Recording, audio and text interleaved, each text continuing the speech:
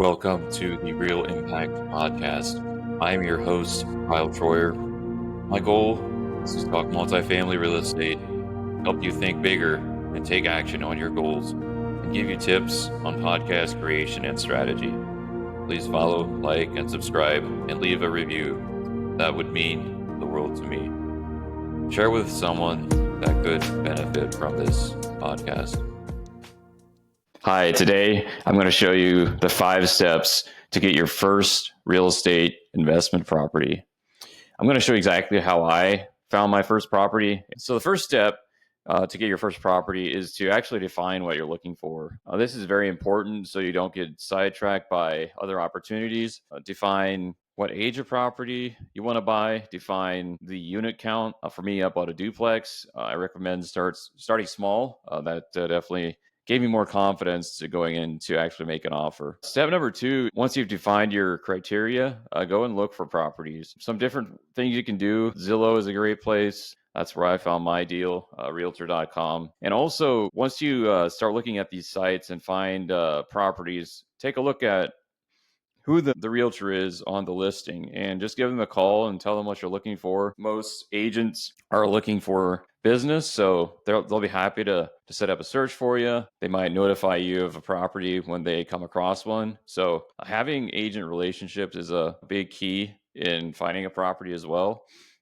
Step number 2 is to run numbers and just get good at analyzing deals. This also is something I did. It gave me a lot of confidence going in to a deal just to make an offer because I knew the numbers were good, and that just gave me a lot of confidence when it actually came to making offers. So that is step number 2, is just get comfortable analyzing, crunching the numbers. I have a handy spreadsheet I can share with you.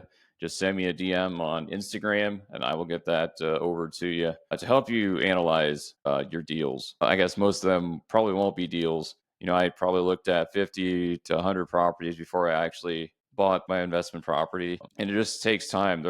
Not every property out there is a deal, but once you get to learn the numbers and how to analyze them, it'll just get a lot easier. You'll be able to look at a deal or look at a property and just see within minutes if it's going to work out or not. So some things to look for when crunching the numbers. First of all, taxes and insurance those are 2 fixed expenses that you can't really get away from. You have to pay them. So figure out what the expenses are at the property. Figure out what the insurance will be. It's a good idea to talk to some insurance agents just to find out exactly what you'll be paying per year in insurance. That's a great step. Talking to property managers, not only to interview them, but that is a big part of it, interviewing property managers to find one that it's a good fit for you, but also talking to them to get an idea of what the rents are in the area. Rent comping is very important when it comes to rentals. You want to make sure that if the property is under market, just see it. Look at comparable listings and see if it's possible to get your rents up to the market rent. So that could include things like looking at the finishes of the property, the location. All those are very important factors that we'll get into later in a later video. But for now, just get comfortable with running the numbers. Water, sewer, gas, electric, those are all utilities. A lot of times in a single family rental, tenant has the responsibility of paying for utilities. So just make sure you have the ability to charge the tenants for that, or they're paying for it themselves, or you'll have to budget for that as well. It's also good to put some money aside for repairs and maintenance. A good rule of thumb is around 10% on older property, especially 10% of the income generated. So those are some of the expenses you'll have to account for. And the spreadsheet I can share with you has all those different line items written out and makes it easy for you to track them. The next step is to make offers. I went and walked quite a few properties before I actually made an offer. Getting out there and just looking at it, seeing what the property looks like. The foundation is very important. Foundation issues can be very expensive to fix. Just look at different things that you might need fixed. A roof is also very important. Just see if the roof needs replaced. That's also a very expensive cost and something you'll need to budget for up front if it does need replaced. So just get a good idea of what the property looks like. Also take lots of pictures, video if you're walking a property. That way you can reference it later. If you forget something, it's always good to go back and you might have missed something when walking through that you might catch on a video or a photo. So walk properties and then make offers is step number 3 is just to get out there and start making offers. And don't be afraid to make an offer that it might seem it's like it's too low, but agents they understand that real estate is a negotiation. Everything in real estate is a negotiation. So just don't be afraid to make an offer and just stick to your numbers and see what happens. And